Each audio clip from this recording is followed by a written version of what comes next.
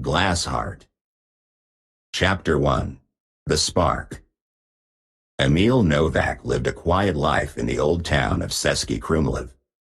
His workshop stood near the river, hidden between stone buildings and narrow streets.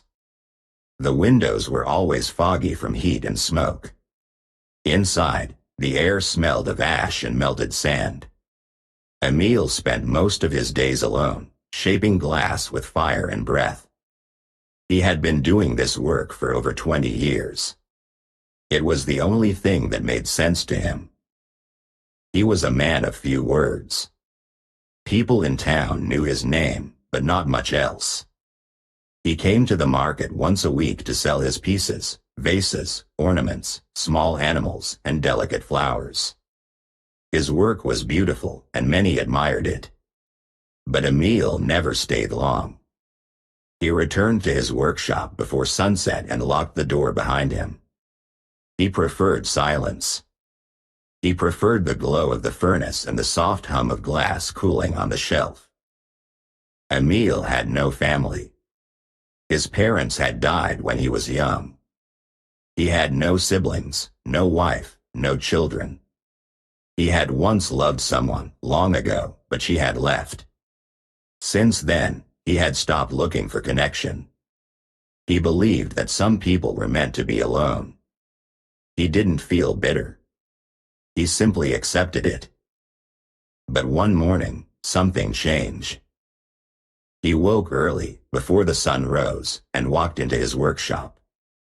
The furnace was still warm from the night before. He lit the fire again, prepared his tools, and stood in front of the glowing heat. He felt a strange pull in his chest, like a quiet voice asking him to create something new. Not a vase. Not a flower. Something different. He picked up a rod and dipped it into the molten glass. The liquid shimmered like honey. He turned it slowly, shaping it with care. He added small pieces of crushed minerals, amethyst, quartz, and a rare blue stone he had saved for years. The colors blended inside the glass, forming soft waves of light. He shaped the glass into a heart. It was not a perfect heart. One side was slightly curved, the other more narrow. But it felt right. Emil worked for hours, smoothing the edges, cooling the surface, polishing the shine. He didn't stop to eat. He didn't speak. He just worked, as if something inside him was guiding his hands. When the pendant was finished, he held it in his palm. It was small, no larger than a coin, but it glowed softly in the light. The colors inside moved like water. Emil stared at it for a long time. He felt tired, more than usual. Not just in his body, but in his heart. It was as if he had given something away, something invisible, something real. He placed the pendant on a velvet cloth and set it on the shelf near the window. He didn't know what to do with it. He didn't know why he had made it. But he felt that it was important. He felt that it was waiting. That night, Emil sat by the furnace and watched the flames. He didn't work. He didn't sleep. He just sat, thinking about the heart-shaped pendant and the strange feeling that had led him to create it. He didn't know it yet, but something had begun. Something quiet. Something true. Chapter 2. Music. Clara Winter arrived in Český Krumlov on a quiet spring morning. The town was small, with cobblestone streets, red rooftops, and soft hills in the distance. She came by train, carrying a suitcase, a violin case, and a notebook full of music. She had accepted a position as a music teacher at the local school. It was a new beginning, far from the noise of the city and the memories she had left behind. Clara was 29 years old. She had lived alone for many years, but she was not bitter. She enjoyed silence, books, and long walks. She believed in beauty, even when life felt heavy. Her heart was gentle, but strong. She had lost people she loved, but she had never stopped hoping. Music was her way of healing. It helped her feel connected to something bigger than herself. She moved into a small apartment above a bakery. The smell of fresh bread greeted her each morning. Her days were simple, teaching children, practicing violin, and exploring the town. She liked the rhythm of her new life. It was quiet, but full of small joys. One afternoon, while walking through the market square, Clara saw something in a shop window. It was a pendant, shaped like a heart, resting on a piece of velvet. The glass shimmered with soft colors, blue, violet, and gold. It was unlike anything she had seen before. She felt drawn to it, as if it was calling her. She entered the shop and asked to see it. The shopkeeper didn't know much about it. He said it had arrived with a box of handmade items from a local artist. Clara held the pendant in her hand. It was warm, smooth, and strangely comforting. Without thinking too much, she bought it and placed it around her neck. From that moment, something changed. That evening, Clara sat by her window and played her violin. The music was soft and slow. As she played, she felt a wave of emotion rise inside her. It was not her own. It was deeper, older, and unfamiliar. She felt sadness, but also hope. She felt fear, but also peace. Her hands trembled, but her heart stayed calm. The pendant grew warm against her skin. She stopped playing and touched it. It pulsed gently, like a heartbeat.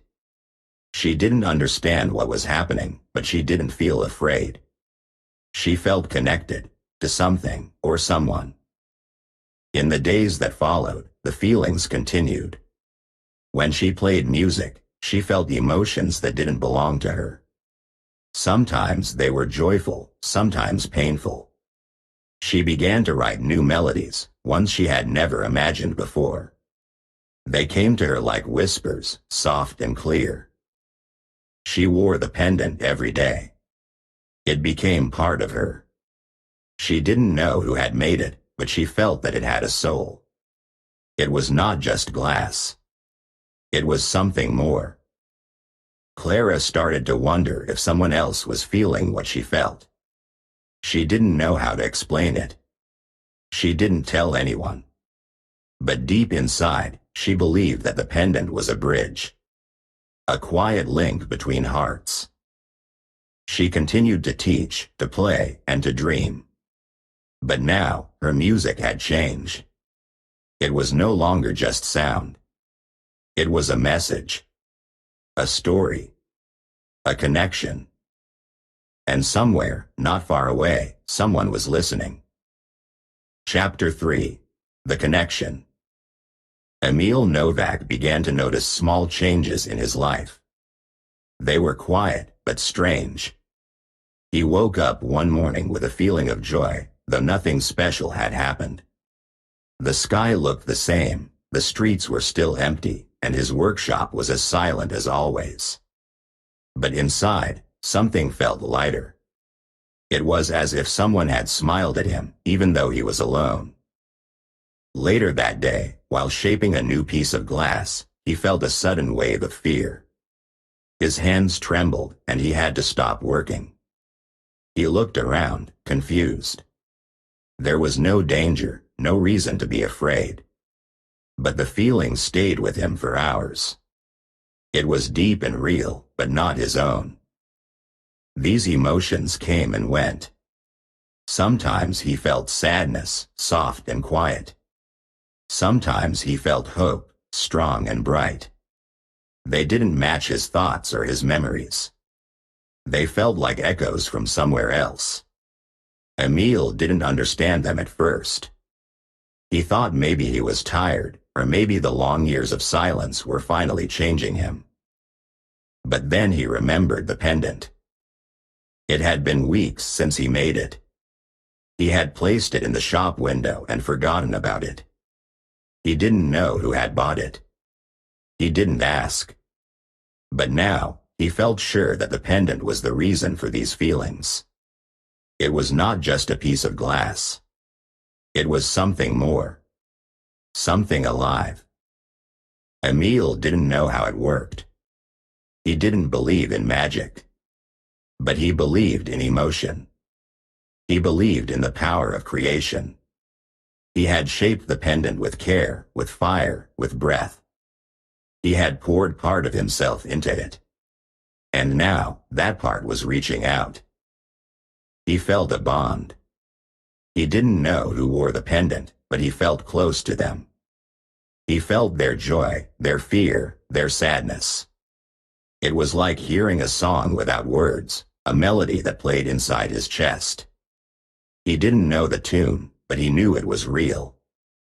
At the same time, Clara Winter was feeling something new. She had started writing music that surprised her. The notes came quickly, without effort.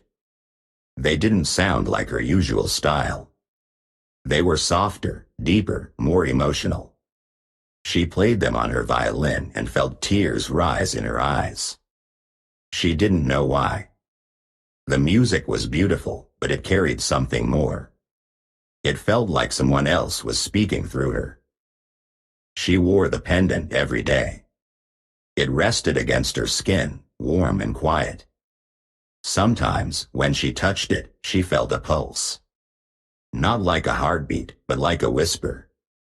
She didn't understand it, but she didn't want to take it off. It had become part of her. She began to dream of someone she had never met.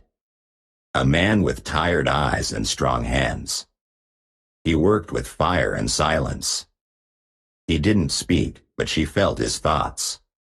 She didn't see his face clearly, but she felt his presence. It was comforting, like a memory she hadn't lived. Clara started to believe that someone out there was hearing her soul. She didn't know how, but she felt it. Her music was no longer just hers. It was shared. It was answered. She played her violin by the window, hoping the sound would reach him. She wrote melodies that felt like letters. She didn't know his name, but she felt his heart. And Emil, in his workshop, listened without knowing how. He felt the music in his chest. He felt the sadness and the hope. He didn't know who she was, but he knew she was real. The connection between them grew stronger each day. It was silent, invisible, but true. It was not made of words or meetings. It was made of feeling. And through the pendant, their hearts began to speak. Chapter 4. The Search. Emil Novak had never been a man of action. He lived quietly, worked with care, and avoided attention. But the feelings he had been experiencing since the pendant left his hands were too strong to ignore. He felt joy that wasn't his, sadness that came from nowhere, and music in his mind that he had never heard before. He knew these emotions were coming from someone else. He knew the pendant was the bridge. And he knew he had to find the person who wore it. It was not easy for him. Emil was not used to walking through busy streets or speaking to strangers. He preferred the silence of his workshop and the soft glow of the furnace. But now, something inside him had changed. He felt pulled toward the town, toward people, toward answers. He began his search in the market square. He walked slowly, looking at faces, listening to voices. He asked a few shopkeepers if they remembered selling the pendant. Most shook their heads. One said it had been bought weeks ago by a woman with kind eyes and a quiet smile. Emil thanked him and moved on. He visited the bakery, the bookshop, the flower stall. He watched people pass by, hoping to feel something familiar. Sometimes he felt a small spark, but it faded quickly. He didn't know what he was looking for, but he believed he would know when he found it. Days passed. Emil grew tired, but he didn't stop. He walked through the town each morning, searching for a sign. He listened for music, for laughter, for silence. He watched the sky, the windows, the doors. He felt closer to something, but it stayed just out of reach. Then, one afternoon, he heard music. It came from the school near the edge of town. The sound was soft, flowing through the open windows like a breeze. Emil stopped walking. He closed his eyes and listened. The melody was gentle, but full of emotion. It felt familiar, like something he had once dreamed. It touched something deep inside him. He followed the sound. He walked slowly toward the school, his heart beating faster. The music grew clearer. It was a violin, played with care and feeling. Emil reached the gate and looked through. In the courtyard, a woman stood alone, playing her instrument. Her eyes were closed, and her face was calm. Around her neck, the pendant glowed softly in the sunlight. Emil stood still. He didn't speak. He didn't move. He just listened. The music wrapped around him like a memory. It was not his, but it felt like home. He watched the woman play, and he felt her emotions rise and fall with each note. He knew, without question, that she was the one. She was the soul he had felt through the pendant. She was the heart that had answered his own. Her name was still unknown to him. Her story was still a mystery. But Emil felt no need to rush. He was afraid to break the fragile bond that had grown between them. It was silent, invisible, but strong. It had been built through glass, through music, through feeling. He stayed until the music stopped. Then he turned and walked away, slowly, quietly. He didn't speak to her that day. But he knew they were connected. He knew she had felt him too. And for the first time in many years, Emil Novak felt hope. Not the kind that comes from dreams, but the kind that comes from truth. He had found her. And now, he waited for the moment when their hearts would meet. Chapter 5. The Break. Clara Winter sat by her window, violin resting in her lap, her fingers still. The music had stopped. Not just the sound, but the feeling. For days, she had played with emotion flowing through her like water. But now, everything felt dry. The melodies were gone.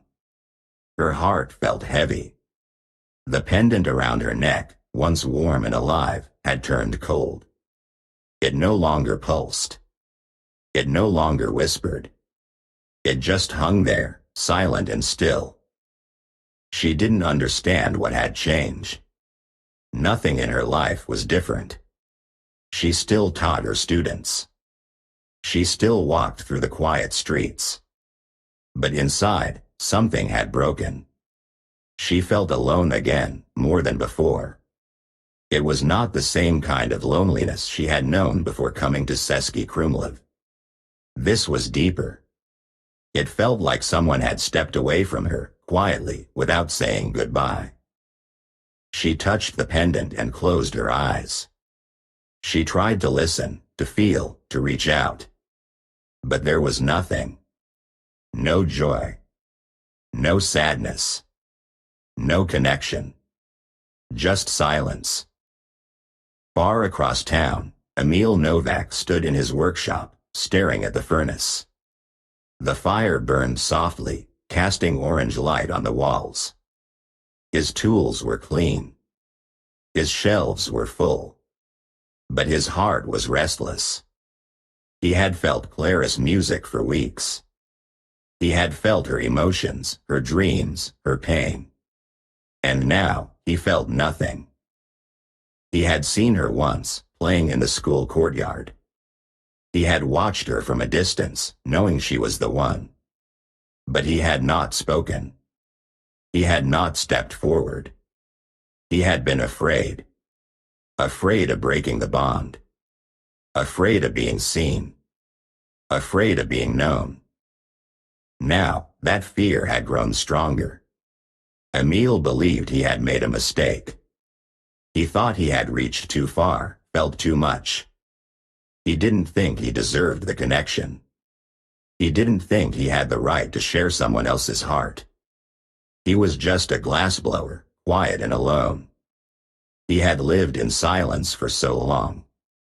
Why should he be part of someone's music? So he made a decision. He took the pendant from his shelf. It was not the same one Clara wore, but it was connected. He had made it with fire and breath. He had shaped it with emotion.